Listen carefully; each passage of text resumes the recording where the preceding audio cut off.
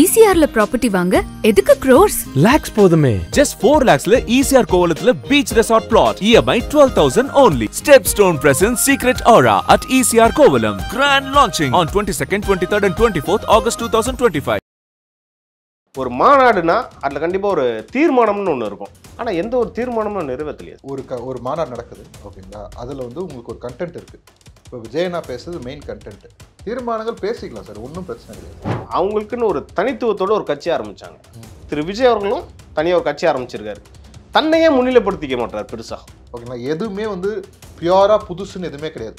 அப்படி பார்த்தா கம்யூனிஸ்டில் இல்லாததான், இல்லை சோஷியலிஸ்டில் இல்லாததான். ஓகேங்களா, நியூ தாட்ஸ்ன்றது அன்னன்னைக்கு தேவைக்கேற்ற மாதிரி. எல்லா அரசியல்வாதியும் அறிவாளி அல்ல, எல்லா சினிமாக்காரனும் முட்டாள் இல்லை. யாரை என்ன சொல்றது, எதுக்கு இது சொல்லணும்? இப்போ இது கூத்தாடினா கேவலமான விஷயம் தான். அப்போது ஸ்டாலின் ஒருத்தர் இருக்காரு, நம்ம முதலமைச்சர் நினைக்கிறேன். ஓகேங்களா, ஆக்சுவலாக அவர் தான் முதலமைச்சரான்னு தெரியல, நிழல் முதலமைச்சர் இன்னொருத்தங்க இருக்குதான் சொல்கிறாங்க. பட் அந்த முதலமைச்சராக இருக்கார் இல்லையா, அவர் வந்து என்ன பண்ணிட்டு இருந்தாரு ஆரம்ப காலகட்டத்தில்?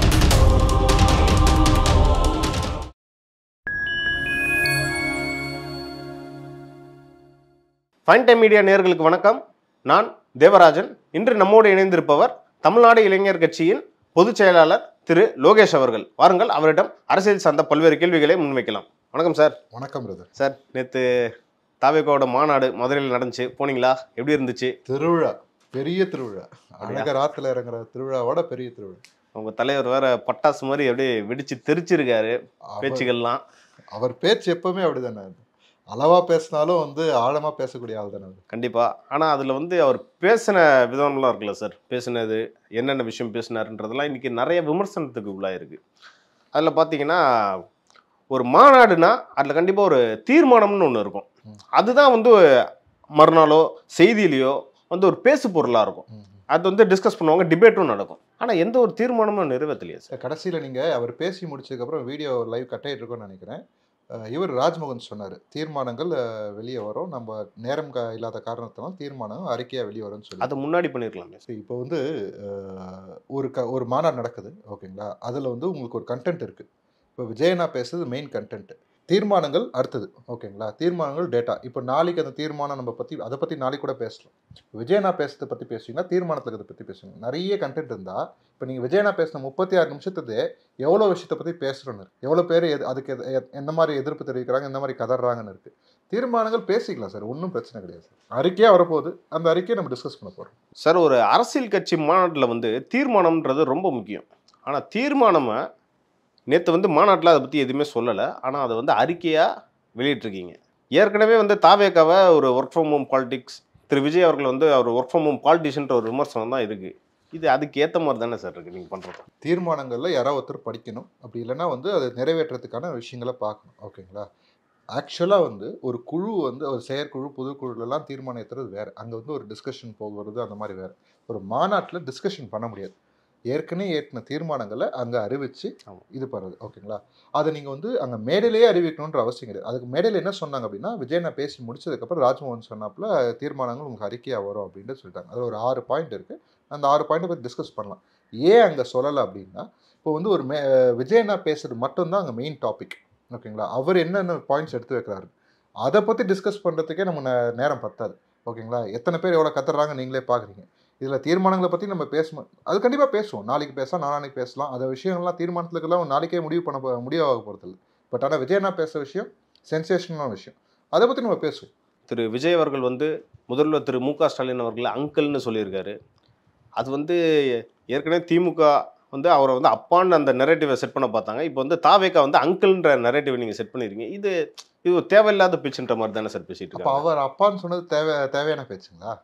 சார், நம்ம வந்து தாவேகாவை பற்றி பேசிட்டு இருக்கோம், அவங்கள பற்றி அவர் சொல்லலாம். ஒரு முதலமைச்சராக இருக்கார் ஓகேங்களா, அவரே தனத்தானே என்ன எல்லாரும் அப்பான்னு சொல்கிறான்னு கூச்சமே இல்லாமல் சொல்லும் போது ஓகேங்களா, அது மட்டும் தேவையான பேச்சான்னு கேட்குறேன். மாணவிகள் வந்து அப்பான்னு அழைச்சிருக்கலாம். எங்கே அழைச்சாங்க? இந்த ட்ரைனிங் கொடுத்து எல்லாரும் கோரஸாக சொல்லுங்கன்னு சொல்லிட்டு அதை ஒரு ஷூட் அப் பண்ணுறதா? அவர் அதுதானுங்க பண்ணிட்டு இருக்காரு எப்போ பார்த்தாலும். நானும் சொல்கிறேன், விஜய் நான் சொன்னதே நான் சொல்கிறேன். ஸ்டாலின் அங்கிள், நீங்கள் சொன்னதெல்லாம் செஞ்சிட்டிங்களா அங்கிள்? 500 வாக்குறுதிக்கு மேலே கொடுத்துருக்கீங்களா அங்கிள்? எதங்க செஞ்சீங்க அங்கிள் அப்படின்னு நானும் தான் கேட்குறேன், எல்லாரும் தான் கேட்குறாங்க, மக்களே கேட்குறாங்க. ஓகேங்களா, இப்போ வந்து அவசரமாக அந்த வாக்குறுதிகளாக நிறைவேற்ற வேண்டிய அவசியம் என்ன அங்கிள்? ஏன் கேட்குறேன்னா திரு விஜய் அவர்கள் சொல்றது வந்து கவனம் பெறும். அதுக்காக தான் நம்ம சொல்றோம். ஏன்னா இது ஒரு ஆக்கப்பூர்வமாக ஒரு விமர்சனமாக கொண்டு போயிருக்கலாமே, ஏன் இது தேவையில்லாம? இல்லை, இது அப்படி கிடையாதுங்க. இப்போ ஒவ்வொருத்தர் பார்வை ஒரு மாதிரி இருக்கும். அங்கே இருந்தது விஜய் அண்ணாவோட தொண்டர்கள், தோழர்கள், அவங்களுக்கு என்ன அவங்களோட கனெக்ட் ஆகுறாரு. ஓகேங்களா, எனக்கு பர்சனலாக அது கூஸ் பம்ப்ஸாக இருந்தது. இல்லை, அச்சார் பாடுறா அப்படின்ற ஃபீல் வந்தது. இல்லை, கூட என் கூட இன்னொருத்தர் இருந்தார், அவருக்கு அந்த ஃபீல் இல்லை. ஓகேங்களா, ஏன்பா அடிக்கணும் அப்படின்ற மாதிரி, விஜயனா போய் இதை செய்யலாமா அப்படின்ற ஒரு எண்ணம் ஒவ்வொருத்தரோட பாயிண்ட் ஆஃப் வியூ. ஆனால் விஜயனோட மேஜர் தொண்டர்கள் யார்? இளம் வயது உள்ளவர்கள். அவங்களுக்கு அது கனெக்ட் ஆகும். அதனால் அதில் எந்த தப்புமே கிடையாது. ஏன்னா முதலமைச்சரே தன்னை அப்பான்னு வந்து பிராண்ட் பண்ணிக்கும் போது நம்ம அவர் அங்கிள்னு சொல்கிறது எந்த தப்புமே கிடையாது. ஏன்னா பதிலுக்கு திமுக அவங்களும் வந்து இப்போ சும்மா இருக்க போகிறது இல்லை. திரு விஜய் அவர்களுக்கு வந்து ஒரு அழைக்கிற மாதிரி அவங்க நாளைக்கு ஒன்று செட் பண்ண தான் போகிறாங்க. ஏன்னா இது வந்து நாளைக்கு திமுக, ஏன்னா திரு விஜய் அவர்களும் சொல்லியிருக்காரு, நாளையோட தேர்தல் வந்து டிவிகே வர்சஸ் டிஎம்கேன்னு சொல்லிட்டாரு. அங்கே வந்து மக்கள் பிரச்சனை பேசுறத முன்னிலைப்படுத்தாம இந்த மாதிரி அங்கிள், நாளைக்கு திரு விஜய் அவர்களுக்கு வைக்க போகிற பேர் வந்து முன்னிலைப்படுத்துவாங்க. அங்கிள் சொன்னதுக்கப்புறம் அவர் மக்கள் சம்மந்தப்பட்ட பிரச்சனை எதுவுமே பேசலீங்களா? இல்லை சார், இது வந்து டிபேட் ஆகும்னு சொல்ல வர மக்கள் மத்தியில், இளைஞர்கள், குறிப்பாக இளைஞர்கள் மத்தியில் கொண்டு போய் சேர்க்கணும். ஓகேங்களா, அரசியல் படுத்தணும். ஓகேங்களா, அது பாயிண்ட். ஒரு முதலமைச்சராக நீங்கள் வந்து ஒரு பிம்பத்தோடையே உட்கார வச்சுருந்தீங்கன்னு வச்சுக்கோங்களேன், அவங்க பண்ணுற தப்பு அதெல்லாம் வந்து நீங்கள் ஆராய கூட மாட்டீங்க. நம்மள ஒருத்தருன்ற மாதிரி இறக்குனாதான் அவர் என்னென்ன தப்பு பண்ணான்னு ஆராய முடியும். ஓகேங்களா, அந்த இடத்துக்கு கொண்டு வந்திருக்கார். ஃபஸ்ட்டு நீங்கள் வந்து உச்சத்தில் இல்லை, அந்த கிரீடத்தை கைட்டி வைங்க, தேர்தல் இந்த அடுத்த வருஷம் வந்துச்சுன்னா நீங்களும் காமன் மேன் தான் அப்படின்றத அவங்களுக்கு புரிய வைக்கிறாங்க. அவ்வளோதான். ரொம்ப முக்கியமான விஷயம் என்னன்னு பார்த்தீங்கன்னா, தாவேக்காவோட மாநாட்டில் வந்து பேனர் யார் யார் வச்சான்றது எல்லாருக்குமே தெரிஞ்சு போச்சு. அண்ணா அவர்கள், எம்ஜிஆர் அவர்கள், கேப்டன் விஜயகாந்த் அவர்கள், இவங்க 3 பேருமே அவங்களுக்குன்னு ஒரு தனித்துவத்தோட ஒரு கட்சி ஆரம்பித்தாங்க. திரு விஜய் அவர்களும் தனியாக ஒரு கட்சி ஆரம்பிச்சிருக்காரு. தன்னையே முன்னிலைப்படுத்திக்க மாட்டார் பெருசாக. இல்லை, ஃபர்ஸ்ட் விஷயம், விஜயகாந்த் அவரோட பேனர் வந்து அஃபிஷியலாக எங்கேயுமே வைக்கல. அங்கே மதுரை மக்கள் விஜயகாந்த் ஐயா மேலே பாசத்தில் வச்சுருக்காங்க. ஓகேங்களா, விஜயண்ணா அவரை பற்றி பேசியிருக்காரு. ஏன் பேசினார்னா அவரோட அண்ணனா உண்மையிலே நம்புறாரு. அதை தான் அவர் மேடையில் சொன்னார். எம்ஜிஆர் கூட பழகின இது இல்லை, வாய்ப்பு கிடைக்கல, அண்ணன் கூட பழக வாய்ப்பு கிடைச்சிருக்கு அப்படின்ட்டு. இது ஒரு விஷயம். இங்கே நீங்கள் சொல்கிறீங்க அவரை முன்னிலைப்படுத்தலாமேன்ட்டு. வேட்பாளர் பட்டியல் அறிவிச்சார் பார்த்தீங்களா? ஆமாம் ஆமாம். மக்கள் வந்து அவர் தான் கேண்டிடேட்டாக பார்க்குறாங்க. அதுதான் அவர் வந்து மேடையில் சொல்கிறார். ஆனால் விஜயண்ணாவை மீறின தலைவர்கள் அவங்களாம், அண்ணாவாக இருக்கட்டும், எம்ஜிஆராக இருக்கட்டும். அவர் எதுக்கு அதை சொல்கிறாரு? அந்த 2 தேர்தல், அந்த தேர்தலில் நடந்த ஒரு மேஜிக், அந்த மேஜிக் ரிட்டர்ன் ஆக போகுது அப்படின்றதுக்காக அதை அடையாளப்படுத்துகிறார். சரி, ஒரு தனித்துவமாக என்ன இருக்குது அப்படின்னு நீங்கள் மறுபடியும் அந்த பாயிண்ட்லேயே தான் வரீங்க. ஓகேங்களா, நான் என்ன சொல்கிறேன், எந்த கொள்கையுமே திமுகவோட கொள்கை எது சார்? தனித்துவமான கொள்கைலாம் எதுவுமே அவங்க சொந்தமாக உருவாக்குனதான் கிடையாது. திராவிட கழகத்திலேருந்து இது கொண்டு வந்தது. அதிமுக அது அப்படியே எல்லா வழியாக கொண்டு வந்தது தான். ஓகேங்களா, அதுலேருந்து அதோட பரிணாம வளர்ச்சிகள் தான். ஓகேங்களா, எதுவுமே வந்து பியூராக புதுசுன்னு எதுவுமே கிடையாது. அப்படி பார்த்தா கம்யூனிஸ்டில் இல்லாததா, இல்லை சோஷியலிஸ்டில் இல்லாததா? ஓகேங்களா, நியூ தாட்ஸுன்றது அன்னன்னைக்கு தேவைக்கேற்ற மாதிரி உருவாகுது. ஆனால் அதை நீங்கள் ஆராய்ச்சி பார்த்தீங்கன்னா வேற எங்கேருந்தோட இன்ஸ்பிரேஷன் அதில் இருக்கும். அதை அவங்க தெரிஞ்சு செய்யலாம், தெரியாமல் செய்யலாம். இங்கே எதுவுமே புதுசுன்னு எதுவுமே கிடையாது. அதே மண்ணு தான். நம்ம சாப்பிட்ற சாப்பாடு சாப்பிட்டு வளர்கிறோம், திருப்பி மண்ணாக போகிறோம், திருப்பி அதுலேருந்து ஒரு செடி வளருது, சாப்பிட்றோம், மண்ணாக போகிறோம். அவ்வளோதான் விஷயம். எந்த 2 மாநாட்டிலையும் உரை நிகழ்த்துறாரு. அதை தாண்டி விஜய் அவர்கள் பெருசா வந்து ஒரு மீடியாவையோ மக்கள்கிட்டயோ பெருசா எதுவும் பேசுறது இல்லைல்ல. இது வந்து இன்றைய, ஏன்னா தாவேக்கால இளைஞர்கள் தான் அதிகமா இருக்காங்க. அவங்களை அரசியல் படுத்துறதுக்கு தலைவர்கள் கண்டிப்பா பேசியே ஆகணும். அங்க வந்து விஜய் தவறாரு இல்ல. நீங்க வந்து அப்படி ரொம்ப சிம்பிளா கடந்து போறீங்க. 1970களில் எமர்ஜென்சி பீரியட்லாம் வந்ததுக்கு அப்புறம் பெற்றோர்கள் வந்து தன் குழந்தைகளை வந்து அரசியலுக்கு போக வேணான்ற ஒரு காலகட்டம் இருந்தது. நீங்கள் நல்லா கவனிச்சு பார்த்தீங்கன்னா 80களில் பிறந்தவங்க, 90ல் பிறந்தவங்களாம் அரசியல் போகக்கூடாதுன்னு வீட்டில் சொல்லுவாங்க. நான் போகிறேன்னு சொன்னாங்க. ஒரு சில பேர் வீட்டில் அரசியல் இருக்கிறவங்க மேபி அரசியலுக்கு வரலாம். மற்றபடி வந்து புதுசாக அரசியல் போகிறோன்னு வீட்டில் வேணாம்ப்பா, இதுக்குப்பா அப்படின்னு சொல்லுவாங்க. ஆனால் விஜயன் அரசியலுக்கு வந்ததுக்கப்புறம் அங்கே விட்டு போன மிச்ச சொச்சம் 80, 90ல் பிறந்தவங்களோட அரசியல் இல்லாதவங்களும் சரி, 2K ஜென்ரேஷன்ஸாக இருக்கட்டும் சரி, அதை விட முக்கியம் பெண்கள் எப்பவுமே அரசியல் விட்டு விலகி இருப்பாங்க. பெண்களும் சரி, இன்னைக்கு எல்லாருமே அரசியலை கவனிக்க ஆரம்பிச்சிருக்காங்க. கடந்த 1.5 வருஷமாக அது நடக்குது. ஒரு தலைவர் வந்து மக்களை அரசியலுக்குள்ளே கொண்டு வரார். ஒரு ஜென்ரேஷனில் பல ஜென்ரேஷனை உள்ளே கொண்டு வர அவங்க என்ன பண்ணுறாங்க, அரசியலை பார்க்க ஆரம்பிக்கிறாங்க, நியூஸ் பார்க்க ஆரம்பிக்கிறாங்க, கற்றுக்க ஆரம்பிக்கிறாங்க, யார் எப்படி பேசுகிறாங்க தெரிஞ்சுக்க ஆரம்பிக்கிறாங்க, தன் தலைவர் என்ன பேசுகிறாரு, அதுக்கு என்ன மாதிரி எதிர்வினை வருது, என்ன மாதிரி திரிக்கிறாங்க, எல்லாத்தையும் கவனிக்கிறாங்க. அவங்களுக்கு அந்த புரிதல் பொறுமையாக வருது. ஓகேங்களா, அதுதான் உண்மையான அரசியல் படுத்துறது. பேசி பேசி பேசி பேசி மண்டை கழுவுறது அரசியல்வாதிகள் இன்னைக்கு செஞ்சுட்டு இருக்காங்க, சீமான் மாதிரி. ஓகேங்களா, அது அது ஆக்சுவலாக தப்பு. தன் பேச்சை கேட்குறது ஒரு பக்கம், மற்றவங்க பேசுகிறதையும் கேட்கணும், மற்ற புரிதல் இருக்கணும். அது எல்லாமே சேரும்போது தான் முழுமையான புரிதல் வரும். தான் பேசுறதை மட்டுமே கேட்டுனுந்தா அப்போ அவங்களுக்கு என்ன புரிதல் இருக்கும்? ஒரு ஒரு ஒரு நாலேஜ், அதாவது குண்டு சத்தில் குதிரை ஓட்டுற மாதிரி கதை. ஆனால் இவர் ஒரு கோடிக்கணக்கான பேரை ஒரே ஷாட்டில் அரசியல்படுத்துறாரு. நீங்கள் சொல்கிறாங்க 1.5 வருஷ கட்சி, குழந்தை, எல்லாம் ஃபைன். ஆனால் அதுக்குள்ளே எவ்வளோ புரிதல் வந்திருக்கு. இந்த 1.5 வருஷம் 2 வருஷத்தில் டிஆர்பி, நியூஸ் சேனல் டிஆர்பி எவ்வளோ ஏறி இருக்கு, அதுக்கு முன்னாடி எவ்வளோ, இப்போ எவ்வளோ, கணக்கு எடுத்து பாருங்க, உங்களுக்கு தெரியும். ஏன்னா ஒரு உச்சபட்ச நடிகர், அவர் நாளைக்கு எங்கே பேசினாலும் டிஆர்பி அதிகம். நான் சொல்றது நேற்று மாநாடோட நியூஸ் டிஆர்பி மட்டும் சொல்லலை. நீங்கள் அவங்களோட அஃபிஷியல் யூடியூப் சேனலில் 2 லட்சம் பேர் பார்த்துருந்தாங்க லைவ்ல. ஒவ்வொரு யூடியூப் சேனலோட லைவ்லையும் எத்தனை லட்சம் பேர் பார்த்துருந்தாங்க, எல்லாம் ஓகே. நான் சொல்கிறது ஜென்ரலாக நியூஸ் பார்க்குறவங்க எண்ணிக்கை எப்படி மாறி இருக்கு. நியூஸ் பேப்பர் படிக்கிறவங்களது எப்பவுமே ஒரு லெவலில் இருக்கும். யூடியூப்பில் நியூஸ் பார்க்குறவங்க, இந்த மாதிரி டிபேட் ஷோஸ் பார்க்குறவங்க எண்ணிக்கை 2 வருஷத்துக்கு முன்னாடி எப்படி இருந்தது, இப்போ கடந்த 1.5 வருஷமாக எப்படி இருக்குன்ட்டு உங்களுக்கே டிஃப்ரென்ஸ் தெரியும். நேற்று திரு விஜய் அவர்கள் ஒரு பாயிண்ட் நல்லா சொல்லியிருந்தாரு. எல்லா அரசியல்வாதியும் அறிவாளி அல்ல, எல்லா சினிமாக்காரனும் முட்டாள் அல்ல. இது யாரை என்ன சொல்கிறார், எதுக்கு இது சொல்லணும்? அதாவது இது அரசியல் விமர்சகர்களுக்காக இது சொன்னது பாயிண்ட்.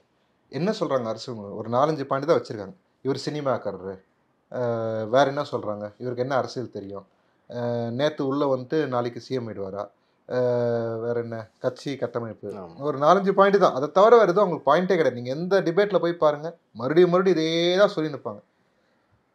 சினிமாவில் இருக்கிறவங்க அரசியலுக்கு வரக்கூடாதுன்னு எங்கேயுமே சட்டம் கிடையாது. எந்த தொழில் இருக்காங்களோ இந்திய அரசியல் சட்டத்தில் எங்கேயுமே கிடையாது. ஏன் அந்த பாயிண்ட் எடுத்து வச்சுட்டே இருக்காங்க? என்ன ஃப்ரேம் பண்ண ட்ரை பண்ணுறாங்க? ஓகேங்களா, சினிமாக்காரனா என்ன விரோதியா, இல்லை சமூக விரோதியா? எதுவுமே கிடையாதுல்ல. அவனும் மனுஷன் தானே, அவனும் சாப்பிட்றான்ல. இப்போ எல்லாருக்கும் இருக்க மாதிரி அரசியல் புரிதல் அவனுக்கு இருக்காதா? அவங்களும் நியூஸ் பேப்பர் படிப்பாங்க, நியூஸ் சேனல் பார்ப்பாங்க, நாட்டு நடப்பு என்னன்னு தெரியும். நாட்டு நடப்பு தெரியாதவராக எல்லாருமே பண மதிப்பிழக்கு ஓஹோன்னு சில்லறையை தூக்கி எறிஞ்சவங்க ஒரு வாரம் கஷ்டப்பட்டதுக்கப்புறம் வருத்தப்பட்டவங்க. அவர் என்ன சொன்னார் தெளிவாக ஸ்டேட்மெண்ட்டு, உங்களுக்கு ஞாபகம் இருக்குன்னு நினைக்கிறேன். ஞாபகம் இல்லாதவங்க ரிவைண்ட் பண்ணி பாருங்கள். ஓகேங்களா, அதுதான் அரசியல் புரிதல். ஒரு தலைவருக்கு ஆன அரசியல் புரிதல். ஒவ்வொரு விஷயத்துலையும் என்ன மாதிரி ஒரு ஸ்டாண்ட் எடுக்கிறாரு அப்படின்ட்டு. அவர் எடுக்கிற ஸ்டாண்ட் எதுவுமே இன்னைக்கு வரைக்கும் தப்பாக போனதே கிடையாது. ஓகேங்களா, அந்த மாதிரி புரிதல் இருக்கவரை நீங்கள் எப்படிலாம் டிஃபேம் பண்ணணும்னு பார்க்குறீங்க. ஏன் கூத்தாடினா என்ன அவ்வளோ கேவலமான விஷயமானு கேட்குறேன். இப்போ இது கூத்தாடினா கேவலமான விஷயம்னா, அப்போது ஸ்டாலின் ஒருத்தர் இருக்காரு, நம்ம முதலமைச்சர் நினைக்கிறேன். ஓகேங்களா, ஆக்சுவலாக அவர் தான் முதலமைச்சரான்னு தெரியல, நிழல் முதலமைச்சர் இன்னொருத்தங்க இருக்கதா சொல்கிறாங்க. பட் அந்த முதலமைச்சராக இருக்கார் இல்லையா, அவர் என்ன பண்ணிட்டு இருந்தாரு ஆரம்ப காலகட்டத்தில்? ஞாபகம் இருக்கும்னு நினைக்கிறேன். நான் ரிமைண்ட் பண்ணி காட்டணும்னா காட்டுங்க. அவர் மகனும் நடிகர் தான். இப்போ துணை முதல்வர் ஒருத்தர் இருக்காரு, அவர் என்ன பண்ணிட்டு இருந்தாரு? அவர் என்ன இது வச்சு என்ன சொன்ன மன்றங்கள் வச்சு நற்பணி செஞ்சுட்டு இருந்தாரா? சினிமா நடிச்சுட்டு இருந்தாரு, படம் ப்ரொடியூஸ் பண்ணி, இப்போ வரைக்கும் படம் ப்ரொடியூஸ் பண்ணுங்கிறாரு. அவர் பேனர்ல பண்ணனாலும் வேற பேனர்ல பண்ணிட்டு இருக்காரு. ஓகேங்களா, இன்னைக்கும் சினிமா. ஆனா என்ன விஜயன் என்ன சொன்னாரு, எனக்கு இனிமேல் இதுதான் தொழில், எனக்கு வேற தொழில் இல்லைன்னாரு. இல்லை, அவரும் சினிமா விட்டு விலகிட்டாரு சார் திரு உதயநிதி. ஆனால் படம் இன்னும் ப்ரொடியூஸ் பண்ணிட்டு இருக்காருங்க. டான் பிக்சர்ஸ் யாருதுங்க பதில் சொல்லணும் இல்லைங்க. குடும்பத்தை சார்ந்த ஒரு ஆகாஷ் பாஸ்கர் அப்படியே சுற்றி அதுங்களா. அப்புறம் அங்கே தூய்மை பணியாளர்கள்லாம் கஷ்டப்பட்டுன்னு இருப்பாங்க, போராடின்னு இருப்பாங்க. கூலி படம் பார்த்தேன், எல்லாரும் பாருங்க நல்லா இருக்குதுன்னு அறிக்கை கொடுப்பார் துணை முதலமைச்சர். நாட்டோட எவ்வளோ பெருமையாக இல்லை, சே நம்ம அந்த மாதிரி ஒரு நாட்டில் வாழறோம். கூத்தாடினா கேவலமாக இருக்குல்ல. இதெல்லாம் சொல்கிறீங்க, ஆனால் அவங்க கட்சியிலே ஒரு ஜனநாயகம் இல்லையே சார். என்ன ஜனநாயகம்? உட்கட்சி தேர்தல் நடத்தாமலே நிறைய பொறுப்பாளர்களை நியமிச்சிருக்கிறது அந்த விமர்சனம் வந்திருக்கு. எலெக்ஷன் கமிஷனில் சில ரூல்ஸ் இருக்குது. ஓகேங்களா, இதெல்லாம் ஃபாலோ பண்ணணுன்ட்டு எல்லாமே இருக்குது. ஆனால் இப்போ தேர்தல் நடத்தி டே 1 தேர்தல் நடத்தி தான் எல்லா போஸ்டிங்ஸும் போகணுன்றது ஆக்சுவலாக பாசிபிள் கிடையாது. பசங்களுக்கு பயிற்சி வேணும். ஓகேங்களா, எடுத்தோடனே தேர்தல் நிற்கிறது பெரிய விஷயம் கிடையாது. யாருக்கு பலம் இருக்கோ அவங்க ஜெயிச்சுட்டு போவாங்க. ஆனால் அரசியல் நாளுக்கு நாள் களத்தில் புரிதல் வேறு மாதிரி இருக்கும். வேலை செய்கிறதுக்கு பொறுப்பாளர் வேணும். அந்த பொறுப்பாளர்களை இன்றைக்கி நியமிச்சிருக்காங்க. இன்றைக்கெலாம் 1 வருஷம் ஆச்சு நியமிச்சு, ஓகேங்களா. ஒரு வருஷத்துக்கு முன்னாடி நியமிக்க ஆரம்பித்தாங்க. இன்றைக்கி ஆல்மோஸ்ட் நியமிச்சிட்டாங்க, ஓகேங்களா. மாவட்ட போஸ்டிங் எல்லாமே பண்ணியாச்சு. உள்ள தொகுதி ஒன்றியத்துலாம் பொறுப்பாளர்கள் போட்டிருக்காங்க. அதிலெல்லாம் ப்ராப்ளம் இல்லை. தேர்தல் எப்போ வைக்கலாம் அப்படின்னா ஒரு 2-3 வருஷம் டைம் எடுத்து கூட எடுக்கலாம், ஒன்றும் அவசியம் கிடையாது. என்ன முன்னாடியே நடத்தி இருந்தால் ஒரு ஒரு ஒரு மெஜாரிட்டி ஆஃப் பீப்புள் யாருக்கு ஓட்டு போட்டிருக்காங்களோ அவங்க வந்து ஒரு தலைவராக இருப்பாங்க, செயலாக இருப்பாங்க. அவங்கக்கிட்ட மொத்த மாவட்டமும் கண்ட்ரோல் வரும். ஒன்று. இன்னொன்று, தேர்தலுக்கு முன்னாடி ஒரு அனுபவமாக இருந்திருக்கும், ஓகேங்களா. அது எலெக்ஷனுக்கு அப்புறம் பண்ணலான்றது அவங்க ஐடியாவாக இருக்கும். அதை எல்லாமே வந்து எலெக்ஷன் கமிஷன் சப்மிட் பண்ணணும். பொதுக்குழு செயற்குழுவும் தீர்மானங்கள் எடுத்து முடிவெடுத்து என்னென்ன மினிட்ஸ் ஆஃப் மீட்டிங்னு சொல்லிட்டு போட்டு எப்போ ஒரு தேர்தல் உட்கட்சி எழுதணும் அதெல்லாம் வந்து எலெக்ஷன் கமிஷன் சப்மிட் பண்ணுவாங்க. சப்மிட் பண்ண அப்புறம் தான் வந்து சிம்பிள் அப்ளை பண்ண முடியும், ஓகேங்களா. அது அவங்களாம் ரெகுலராக பண்ணுவாங்க. இங்கே எதையுமே எலெக்ஷன் கமிஷன் மீறிலாம் பண்ண முடியாது, கட்சியே நடத்த முடியாது, ஓகேங்களா. இது இந்த டேட்டுக்கு தான் பண்ணியே ஆகணுன்றது கம்பல்சரிலாம் கிடையாது. இப்போ நீங்கள் வந்து பாமகவில் பார்ப்பீங்க, 2 பொதுக்குழு வச்சுலாம் நான் சுற்றிட்டு இருக்காங்க, ஓகேங்களா.